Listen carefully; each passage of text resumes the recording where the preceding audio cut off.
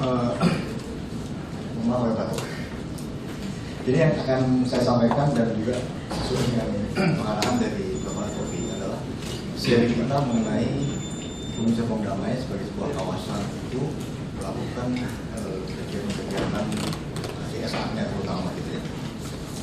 Sebelumnya barangkali saya ingin menggambarkan bahwa kita mengembangkan sebuah perkotaan dalam luas 6.000 hektar di daerah Tangerang sejak tahun 1999 dan filosofi dasar yang kita anut adalah kita melakukan pengembangan dengan pola sustainable development. Artinya kita mencari satu intersection area antara bagaimana kita mencapai pertumbuhan yang tinggi. Pertumbuhan itu ditandai dengan profit ya. Profit itu penting gitu bagi swasta karena itu adalah darahnya perusahaan. Tapi kita mencoba menarik juga keseimbangan dengan faktor lingkungan dan faktor sosial. Jadi ini tiga hal ini tidak bisa terpisah, sama lain harus terintegrasi gitu. Nah inilah salah satu yang kita akan jelaskan secara rinci mengenai program sosial dalam hal ini CSR yang berkaitan dengan COVID pada hari ini. Karena yang COVID dan lingkungan barangkali tidak saya jelaskan dalam kesempatan ini. Baiklah, untuk yang sosial ini kita CSR ini kita mengacu kepada MDG. Jadi MDG itu ada 8 program. Kita menganut 3 hal, yaitu pengentasan kemiskinan, kemudian pendidikan, dan kemudian environmental lingkungan. Nah, jadi ada 8 lagi seperti misalnya reduce child mortality, improvement maternal health, global partnership dan lain-lain tidak kita ambil karena kita memilih program-program yang sejalan dengan bagaimana kita bergerak di dalam kawasan dan dalam bisnis kita gitu ya. Jadi ada 3 hal program, yaitu kemiskinan, kemudian pendidikan dan lingkungan.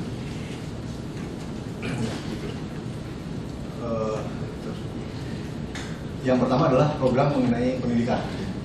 Jadi yang pendidikan ini kita adalah melakukan beberapa kegiatan, yaitu pemberian beasiswa. Jadi kita milih anak-anak di lingkungan daerah yang kita berada itu yang berprestasi di sekolahnya. Jadi dengan dasar itu kita memberikan beasiswa setiap tahun pada mereka untuk bisa membantu mereka membiayai pendidikan. Kemudian juga memperbaiki sekolah-sekolah atau madrasah yang rusak. Jadi ada program juga untuk rehabilitasi daripada sekolah-sekolah yang rusak, masuk dalam program rutin daripada CSR kita. Kemudian rumah pintar. Nah, rumah pintar ini adalah tempat untuk orang bisa free untuk mendapat pendidikan mengenai komputer, menari, mengenai kegiatan-kegiatan lain yang bisa menghasilkan gitu ya, keterampilan yang kita bekerjasama dengan karantina setempat gitu. Jadi sebagai sarana untuk bisa memberikan wawasan lebih daripada masyarakat yang ada di sana. Kemudian yang satu yang kita akan perjuangkan dalam 2 tahun ke depan ini adalah program mengenai pendidikan untuk orang-orang yang menganggur gitu ya. Jadi di daerah Tangerang dan Tangsel itu banyak tenaga muda yang menganggur, belum bekerja. Nah, daripada mereka kemudian membuat hal-hal negatif, kita akan mencoba nanti membuat satu pelatihan di bidang konstruksi. Nanti mereka akan dilatih untuk bisa membangun rumah, artinya membuat fondasi, membuat tol, masang posen, masang atap di sebuah rumah yang sederhana. Nah, kita kerjasama dengan BLTA Tangerang. Dan kita juga minta bantuan dari Latopi School untuk memberikan karakter buildingnya gitu ya, dari masyarakat itu. Nah, setelah itu mereka akan bekerja di kontraktor-kontraktor yang ada, karena kontraktor rumah yang dibangun itu demandnya bertumbuh terus gitu. Jadi, nah kontraktor itu akan kita haruskan, kita syaratkan untuk juga nanti menerima orang-orang yang sudah kita latih orang setempat itu dan mengevaluasi apa kekurangannya. Nah, ini akan menjadi pilot project. Jadi nanti kalau ini sudah berhasil, Sinarmas memiliki proyek juga di beberapa tempat di Batam, di Balikpapan, di Surabaya, Medan, dan lain-lain. Itu akan dijadikan juga proyek-proyek untuk daerah tempat itu. Jadi ini adalah salah satu bagaimana kita ikut menyejahterakan juga masyarakat di mana kita berada gitu, dengan memberikan kailnya gitu. Jadi mereka bisa memancing ikan dengan kail yang kita siapkan gitu ya. Itu adalah satu program pendidikan yang sedang kita siapkan untuk 2 tahun ke depan. Kemudian program kedua adalah program lingkungan. Jadi lingkungan ini berisi program-program yang sifatnya menambah hijau kota. Pertama ya, jadi seperti hutan-hutan kota. Kita punya 2 hutan kota di Tangerang Selatan yang luasnya kira-kira sampai 6 hektar dan 8 hektar sudah diserahkan kepada Pemda Tangerang Selatan dan dikelola oleh mereka. Jadi hutan kota itu sudah diserahkan. Kemudian kita mengadakan juga pembibitan terumbu besi. Ini terumbu besi adalah pohon-pohon yang paling banyak yang menyerap CO2. Jadi orang nanti kita bisa perbanyak itu terumbu besi.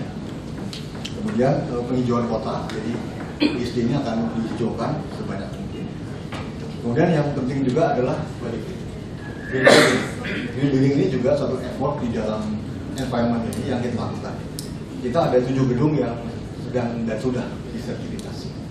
Artinya dengan green building ini kita melakukan 5 hal. Pertama, energy saving. Jadi gedung-gedung yang disertifikasi itu pasti dia memiliki energy saving, kira-kira 30% dari kalau itu gedung tidak sertifikasi. Jadi saving energi, kemudian saving air juga dihemat.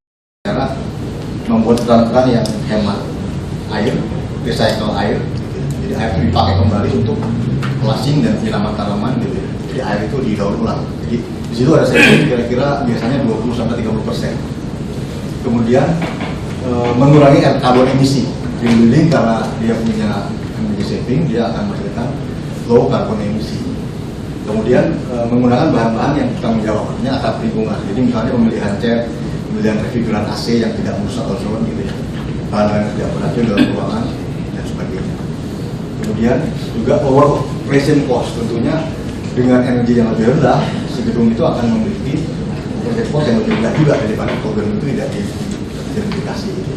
Jadi kita rencananya ada sekitar 20 gedung yang akan disertifikasi. Sampai tahun ini kita sudah ada 7 ya.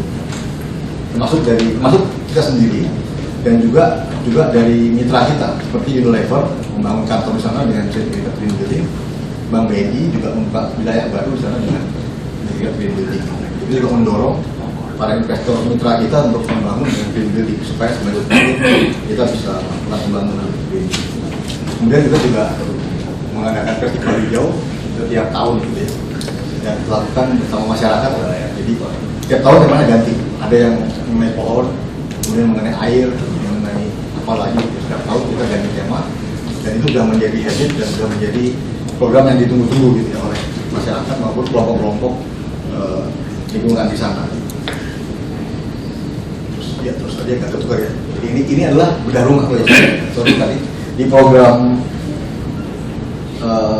peningkatan kemiskinan kita juga ada program bedah rumah. Jadi kita lihat di daerah-daerah yang tidak kita bebaskan. Nah itu kita lihat rumah-rumah yang sangat parah gitu ya, seperti ini. Lalu kita bangun mereka yang lebih layak gitu. Dan ini memang kita lihat bahwa pertama tanahnya juga tidak dalam sengketa. Kemudian kita lihat keluarganya juga. Jadi kalau misalnya dia ada anak perempuan gitu ya, jadi bangunkan nanti ada satu kamar. Jadi di program sesuai dengan kebutuhan dia dan jangka panjang.